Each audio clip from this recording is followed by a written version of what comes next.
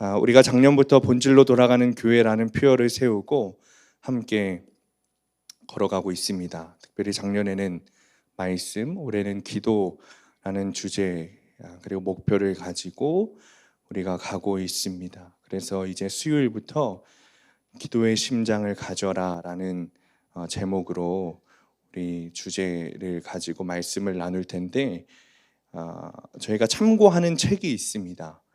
좀 소개를 시켜드리면 조정민 목사님의 와이프레이, 그리고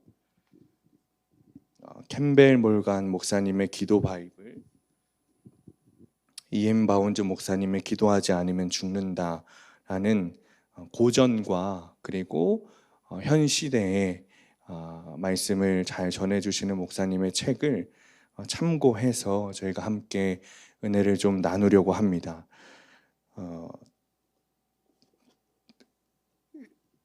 말씀을 잘 이제 저희가 정리해서 그리고 기도하면서 전하겠지만 보실 분들은 사서 읽어보셔도 좋겠습니다. 아마 올해 우리 주제 목표가 기도임에도 불구하고 계속해서 말씀을 좀 강조하고 큐티를 강조하는 것에 대해서 의아해하시는 성도님들이 있으실 수도 있겠다 싶었습니다. 그 이유를 좀 말씀드리자면 우선순위 때문입니다. 말씀과 기도 중에 우선순위를 굳이 정하자면, 잘 오해하지 말고 들으시기 바랍니다. 굳이 정하자면 말씀이 더 우선되어야 하기 때문입니다. 물론 우리가 수요 예배 시간도 틀을 좀 바꿔서 기도하고 있고, 주일 예배 시간도 마찬가지로 기도하는 시간을 만들어서 기도하고 있습니다. 그래서 기도라는 목표를 버려두거나 뒤로 미룬 것은 아니지만 계속해서 교회에서 말씀을 더 강조하고 있는 이유는 기도에 앞서서 말씀이 분명히 있어야 되기 때문에 그렇습니다. 기도라는 것은 여러분 말씀에 대한 반응인 것입니다. 인간의 반응인 거예요. 그래서 말씀을 통해서 우리의 마음과 행동에서 나오는 것이 기도입니다. 복음서 말씀을 보면 예수님께서 한 사람을 데리고 오시는데 그 사람이 귀가 안 들리고 말을 못하는 사람이었어요. 보통 귀가 들리지 않는 사람은 말도 더듬게 되는 것이 보통 일반적입니다. 그 사람을 데리고 와서는 예수님에게 안수해 달라는 것이죠. 주님께서 그를 따로 데려가셔서 먼저 두 귀에 손가락을 넣으시고 귀를 열어주셨어요. 그 다음에 혀를 만져주시면서 말하게 하셨습니다. 혀를 풀어주시는 것보다 귀를 더 먼저 열어 듣게 해주시는 것이죠. 말하는 것보다 듣는 것이 더 우선이기 때문입니다. 아이들을 키워보신 분들은 아시겠지만 첫째 아이보다 둘째 아이가 말을 더 빨리 합니다. 첫째 아이와 함께 놀면서 첫째 아이의 말을 많이 듣기 때문에 그래요. 말하는 것은 듣는 것을 통해 배우기 때문이죠. 그래서 선천적으로 농인, 그러니까 듣지 못하게 태어난 사람들은 말을 잘 하지 못하는 것이 대부분이에요. 듣지 못하기 때문이죠. 사람은 수없이 듣고 들은 말에 대한 반응으로 말을 하는 겁니다. 마찬가지입니다. 기도를 배우려면 먼저 말씀을 들어야 합니다. 말씀을 듣고 알아야 하는 이유는 또 있습니다. 기도의 대상 때문입니다. 우리가 기도하는 대상이 사람이라면, 여러분 사람만 알면 되겠지만 우리가 기도하는 대상은 우리 하나님이십니다. 그렇기 때문에 우리는 하나님에 대해서 더 잘 알아야 됩니다. 기도의 대상을 알지 못하면서 기도하는 것은 우리 옛 조상들이 왜 달 앞에다 두고 흰 그릇에다 물 떠나가지고 아무도 모르는, 누군지 모르는 그분에게 이제 손을 빌었던 것과 비슷합니다. 그러나 우리가 기도하는 대상은 하나님이시라는 것이 분명하기 때문에 먼저 하나님을 알고 하나님께서 하시는 말씀을 들어야 하는 겁니다. 우리가 말씀 붙들고 묵상하면서 씨름하는 이유가 여기에 있는 겁니다. 물론 기도하는 행위 자체로는 성경을 몰라도 기도할 수 있습니다. 미전도 종족들도 본인들의 신에게는 기도합니다. 무슬림은 하루에 5번씩 메카를 향해서 기도하고, 불교인들 중에서도 수행과 기도를 우리보다 더 열심히 정진하는 사람들이 있습니다. 그러나 우리가 기도하는 까닭은 하나님께서 먼저 우리를 찾아오셨고 하나님께서 먼저 말을 걸어주셨고 그 말씀에 반응하기 위함입니다. 하나님 아버지를 닮고 하나님 나라를 쫓고 하나님이 계신 곳에 이르고자 우리가 기도하는 것이죠. 그러니 그들과 우리가 다른 거예요. 기도는 누구나 합니다. 하지만 기도가 하나님의 말씀에서 시작되지 않는다면 우리의 기도는 이방인의 기도와 다를 것이 없습니다. 우리의 삶과 이방인의 삶이 다를 것이 없는 것이죠. 그래서 말씀부터 시작해야 되는 겁니다. 사도행전을 보면 사도 바울이 아테네에 갔더니 알지 못하는 신에게 지내는 단이 있었던 거예요. 바울이 답답한 마음에 그들에게 누구한테 기도와 예배를 드려야 되는지 가르쳤습니다. 그것이 오늘 본문 말씀이에요. 바울은 도대체 누구한테 너희가 기도하는 거냐? 너희가 기도해야 할 대상을 내가 알려주겠다. 바로 만물을 지으신 하나님이시다 라고 말했어요. 하나님은 사람의 손으로 지으신 전에 계시는 분이 아니니까 단을 짓고 거기 하나님이 계시다고 말하지 말아라 라는 거예요. 기도도 중요하고 예배도 여러분 중요합니다. 그러나 더 중요한 것은 우리가 기도하는 대상이 누구인가 아는 것이 더 중요한 거예요. 기도의 대상이 누군지 모른 채 기도하는 것은 우리가 수치 넘는 편지를 보내는 것과 똑같은 것이죠. 예수님께서 왜 이 땅에 오셨습니까, 여러분? 주님의 말씀을 전해주시기 위해 이 땅에 오셨어요. 그리고 우리 주님께서는 말씀이 육신이 되셔서 오신 분입니다. 말씀의 능력이 어떠한 것인지 보여주려고 오시는 거예요. 그리고 누구에게 어떻게 기도해야 하는지 가르쳐 주려고 오신 겁니다. 문제는 왜 기도해야 하느냐, 어떻게 기도해야 하느냐라는 것이죠. 여러분이 생각하는 오늘날 우리의 모습은 여러분 어떻습니까? 우리가 살아가는 세상의 모습이 어떤 것 같습니까? 하나님 보시기에 아름다운 것 같습니까? 거룩하고 의로운 것 같습니까? 아니면 여전히 악하고 죄악하고 탐욕스러운 것 같습니까? 아마 전자라고 하는 분들은 없으실 거예요. 그럼 우리가 기도하지 않습니까? 우리 기도하고 있잖아요. 그런데 왜 여전히 세상이 이렇게 악하고 음란하고 탐욕스럽냐 이 말이죠. 많은 사람들이 기도하고 있는데 왜 세상이 여전히 이 꼴 이 모양이냐 이 말이죠. 국회의원 3분의 1 이상이 그리스도인이랍니다. 직장에서건 어디서건 신우회를 조직해서 예배합니다. 그런데 세상이 어떻게 이 모양일 수 있냐는 거예요.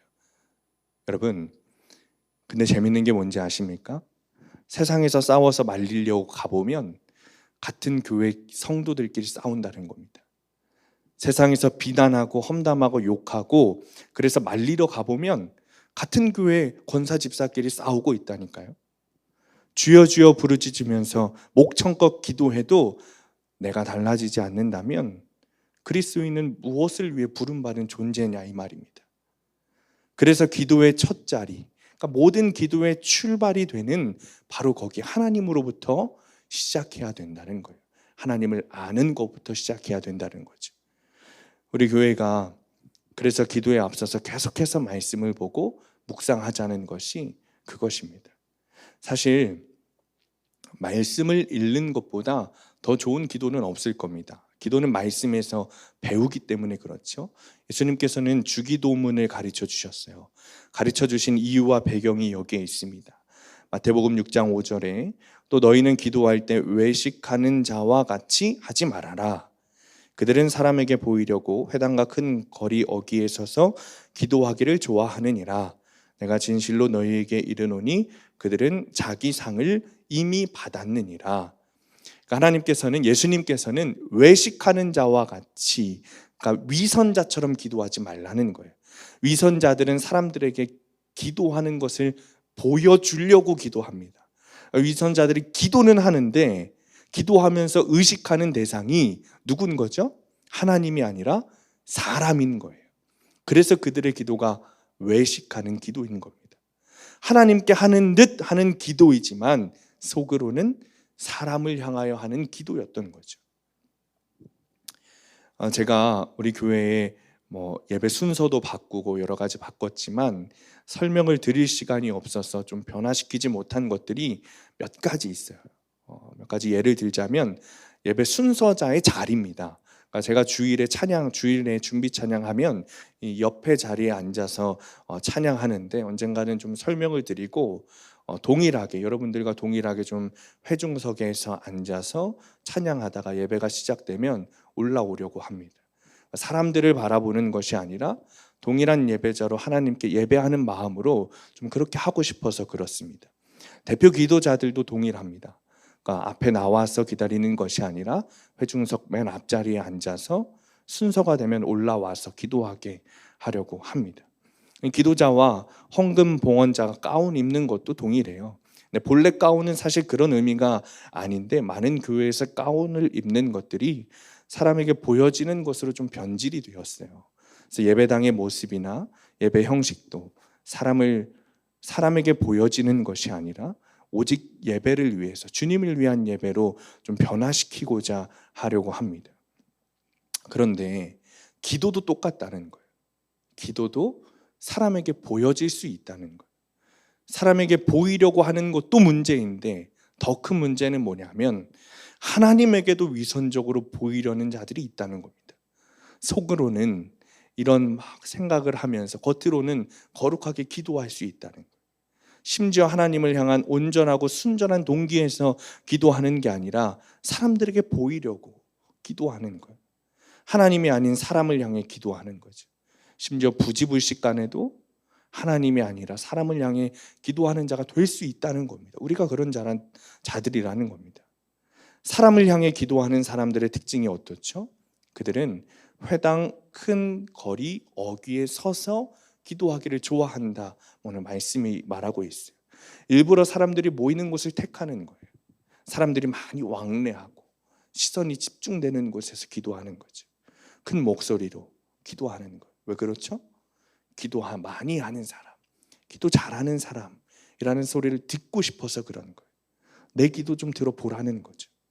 그러나 예수님께서는 기도는 하나님께 올려드리는 것이지 사람에게 보이려고 하는 것이 아니지 않느냐. 사람들이 네가 기도하는 것을 보고 알아주었으니까 이미 너는 상을 다 받았다. 여러분, 이게 얼마나 무서운 말씀인지 아십니까? 우리는 우리의 믿음을 통해 구원받아 천국에서 받을 상을 그곳에서 받아야 하는데, 천국에서 받을 상을 이미 이 땅에서 다 받았다는 거예요. 여러분, 좋은 게 아닙니다. 천국에 있는 상이 내려와서 내가 이 세상에서 누린다는 말이 아니에요.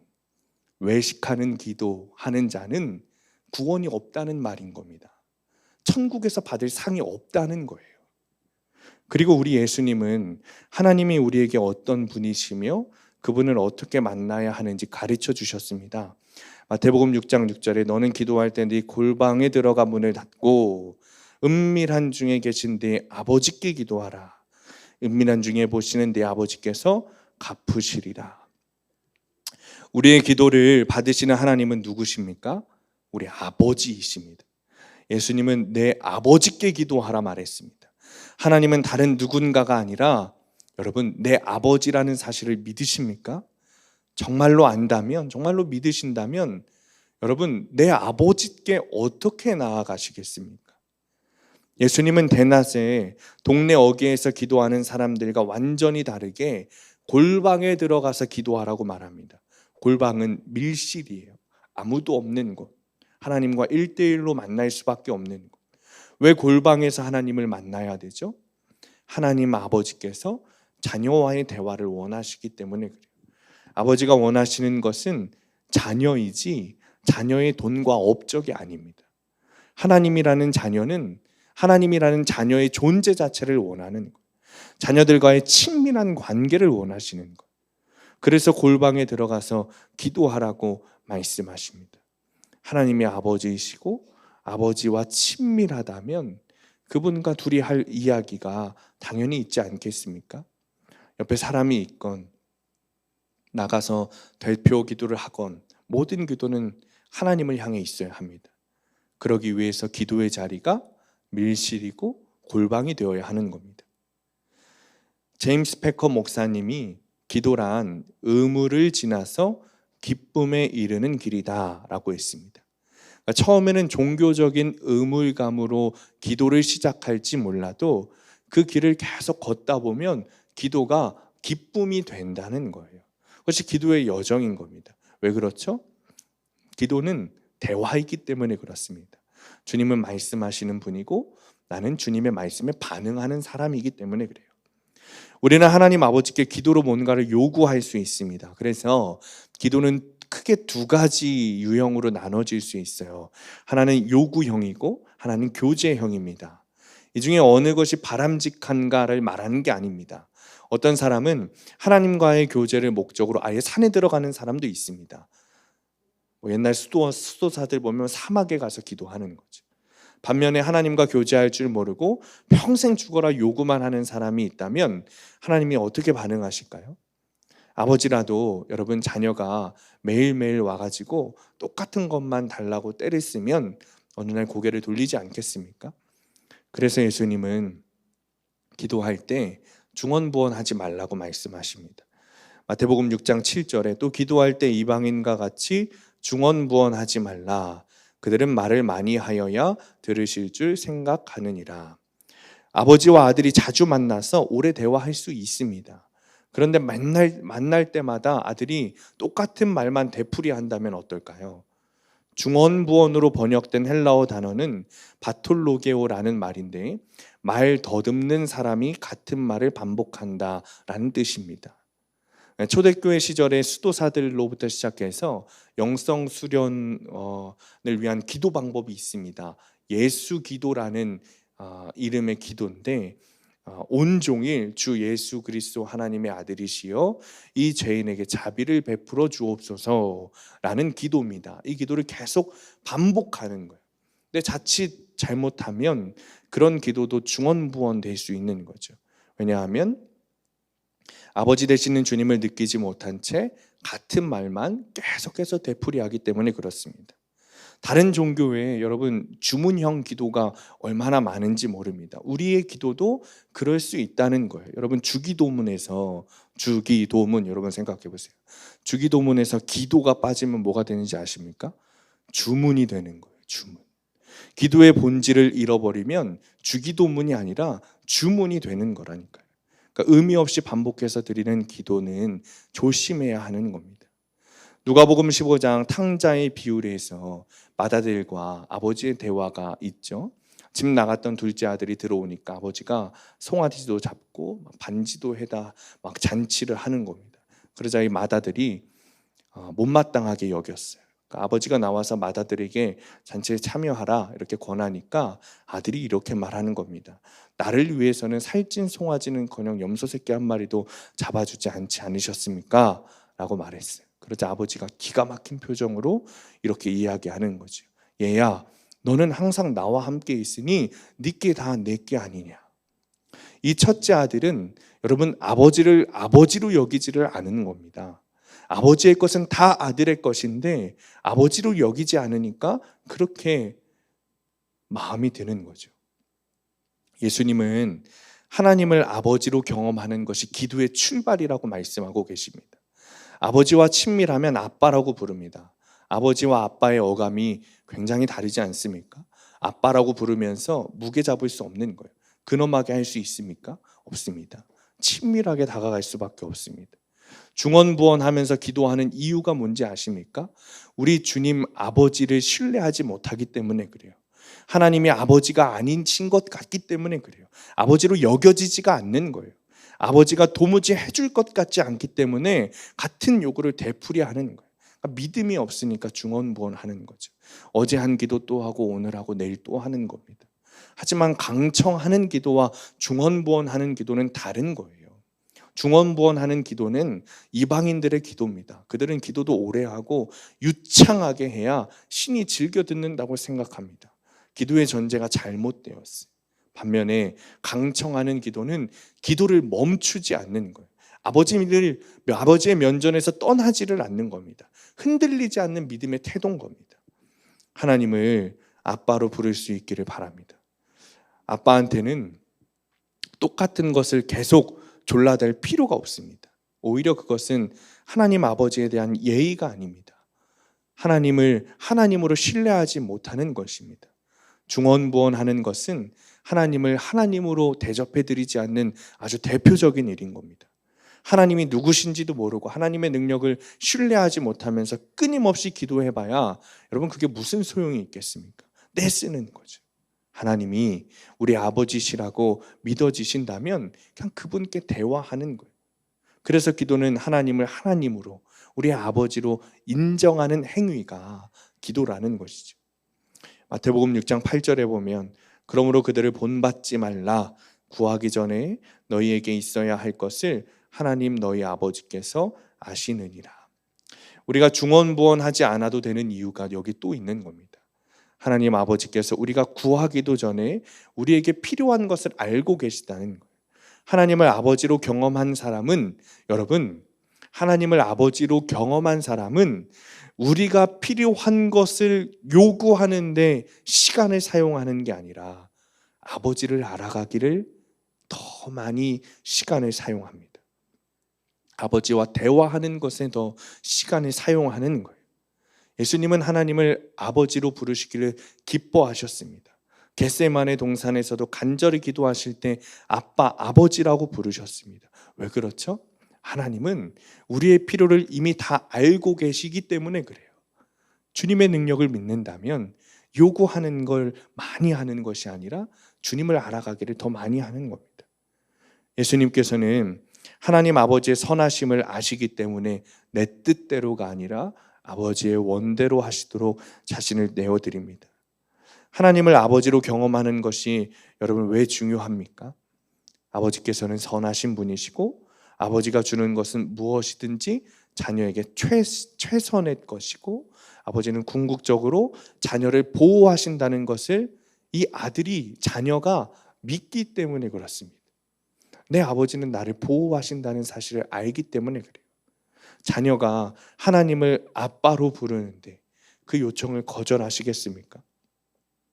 여러분, 서로 육신의 아버지가 약할지라도 자녀에게 좋은 것을 주지 않겠습니까? 그래서 예수님은 하물며 하늘에 계신 아버지는 어떠하시겠느냐라고 반문하는 거죠. 하나님 아버지께서 가장 좋은 것으로 여러분 주시지 않겠습니까? 그 사실을 믿어야 하는 겁니다. 누가는 이 사실을 더욱 확실하게 말합니다. 누가복음 11장 13절에 보면 너희가 악할지라도 좋은 것을 자식에게 줄 줄 알거든 하물며 너희 하늘 아버지께서 구하는 자에게 성령을 주시지 않겠느냐. 그러니까 나는 하나님 아버지가 정말로 우리가 원하는 것을 원하는 것보다 더 좋은 것을 주시는 분임을 믿습니다라는 고백이 우리에게 있어야 되는 겁니다. 우리는 눈에 보이는 것들 구하고 손에 쥐어지는 작은 것들 구하지만 하나님께서는 우리 눈에 보이지 않고 우리 손에 들어오지 않는 어마어마한 것을 준비해 놓으셨습니다. 그러니 무엇을 걱정하겠습니까? 그분을 아버지라고 부를 수 있는 특권이 이런 특권인 겁니다.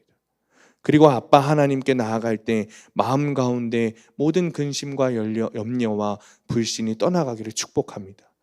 세상이 돌아가는 형편을 보면 여러분 걱정이 돼서 잠이 오십니까? 그렇지 않죠. 그러나 아버지를 신뢰하고 너는 내게 부르짖으라 내가 내게 응답하겠고 네가 알지 못하는 크고 은밀한 일을 네게 보이리라 하신 말씀을 들고 그 약속을 믿고 나아가시기 바랍니다. 교회에 출근하면서 아이하고 약속을 할 때가 있습니다. 퇴근하면서 이 아빠가 뽀로로 음료수라든지 초콜릿이라든지 사들고 오겠다 그런 약속을 합니다. 그런데 막상 퇴근해 보면 아이는 까먹고 있을 때가 있습니다. 모르는 자기가 아침에 약속했는지 안 했는지 그것도 기억이 안 나는 거죠. 근데 제 손에는 어떻습니까? 그 아이와 약속한 것이 들려 있습니다. 아이에게 약속을 지키는 아빠, 신뢰할 수 있는 아빠라는 것을 알려주기 위해서 제 손에 그 약속한 것을 꼭 들고 간다니까요. 아이들이 아무리 까먹어도 그렇다니까요. 우리는 자기가 한 기도를 잊을 때가 있습니다. 내가 까먹을 때가 있어요. 내가 기도했는데도. 그러나 우리 주님은 우리가 하신 기도를 잊지 않으십니다. 기도가 입에서 나가는 순간 여러분 우리 주님께서 그 기도를 받으시는 줄 믿으시기 바랍니다. 자녀의 신음소리에도 응답하시는 아버지께서 우리가 부르짖어 하는 기도를 듣지 않으시겠습니까? 누가는 하늘 아버지께서 우리에게 성령을 주시고자 한다 말했어요. 하나님이 우리 아버지가 되시는 까닭이 무엇입니까? 우리가 생명, 살아있는 영혼이 되게 하심입니다. 하나님께서는 아버지를 지으시고 그 코에 생기를 불어넣으셔서 사람이 되게 하셨어요. 생명이 되게 하셨습니다. 하나님과 소통할 수 있게 하신 거예요. 하나님을 아버지로 경험할 수 있게 하신 거예요. 여러분, 왜 기도하십니까? 왜 기도하세요? 하나님이 우리 아버지이시기 때문에 기도하는 겁니다. 우리의 기도에 왜 주님께서 응답하십니까? 하나님이 우리의 아버지이시기 때문에 응답하시는 겁니다. 여러분, 왜 우리의 기도가 응답되지 않습니까? 하나님이 우리의 아버지이시기 때문에 응답되지 않는 거예요. 왜 이걸 달라고 하는데 저걸 주십니까? 하나님이 우리의 아버지이시기 때문에, 그것이 내게 더 좋은 것인 것을 우리 주님께서 아시기 때문에 그렇습니다. 우리 아버지는 최선의 것을 주십니다. 기도가 응답되지 않는데도 왜 그것이 기쁨입니까? 하나님이 우리 아버지이시기 때문에 그렇습니다. 왜 내 기도보다 말씀이 더 앞서고 말씀이 더 중요합니까? 하나님이 우리 아버지이시기 때문에 그렇습니다. 어제 아침에 사역자들이 함께 기도에 관한 책을 읽고 나누면서 이런 이야기를 나누었어요. 기도하는 사람이 기도를 들을까 듣지 않으실까 걱정하고 고민하는데, 모든 기도는 주님께서 들으신다는 거예요. 듣지 않으시는 기도는 없다는 겁니다. 그리고 그 들으신 기도를 하나님께서 예스 하실지 노 하실지 기다리라고 하실지는 주님 마음이라는 겁니다. 우리 아버지 마음이라는 거예요. 하나님께서는 우리의 모든 기도를 들으십니다. 그리고 주님은 우리의 기도에 응답하실 수도 있고 응답하지 않으실 수도 있습니다. 여러분, 기도의 응답은 사실 중요하지 않습니다. 우리가 기도하는 대상이 우리 아버지시라는 것이 더 중요한 줄 믿으시기 바랍니다. 여러분, 주님이, 우리 하나님이 우리의 아버지시라는 사실보다 더 큰 기쁨이 어디에 있습니까? 여러분, 제가 아이가 생기고 가장 기뻤던 적 두 가지를 뽑으라면 두 번의 순간이 있는데, 첫째 아이가 생겼을 때 퇴근하고 집에 돌아왔는데 아내가 임신 테스트기를 보여주면서 아이가 생겼다고 할 때, 그때가 첫 번째. 그리고 사실 그보다 더 기뻤을 때 아이가 엄마만 했는데 아빠라고 한마디 했을 때, 여러분, 그날입니다.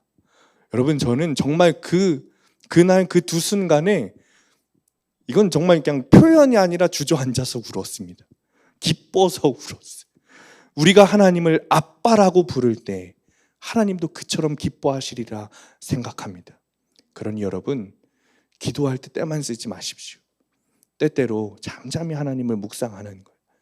때때로 나작이 주님의 이름을 부르는 거예요. 아버지를 찾기만 해도 인생의 방향이 바뀝니다. 인생의 이 길이 바뀌어요. 내가 갈 곳이 있다는 게 깨달아지기 때문에 그렇습니다. 우리의 세계 가운데 주님의 나라가 펼쳐지신다는 사실을 믿으시기 바랍니다. 우리 이 시간에 함께 찬양하고 기도할 텐데, 여러분, 혹시 저도 그랬어요. 혹시 육신의 아버지에 대한 상처로 우리 아버지를 용납하지 못하시는 분들이 있다면 아버지를 진심으로 용서하시기 바랍니다. 그리고 주님의 은혜로 육신의 아버지를 다시 사랑하실 수 있게 되기를 바랍니다. 육신의 아버지를 용납하지 못하면 하나님 아버지께 나아가는 것이 기쁘지가 않더라고요. 사랑하는 성도님들, 하나님께서 여러분의 아버지가 되신다는 사실을 믿어지시기를 바랍니다. 기도하며 아빠, 아버지라고 기도하시게 되시기를 축원합니다. 분명 말씀으로만 계셨던 우리 주님께서 지금 내 안에 함께하고 계신다는 사실이 믿어지실 거예요. 주님께서 그 소리를 분명히 들으시고 우리의 기도에 응답하실 것입니다. 자, 찬양하겠습니다. 아바 아버지 찬양하겠습니다.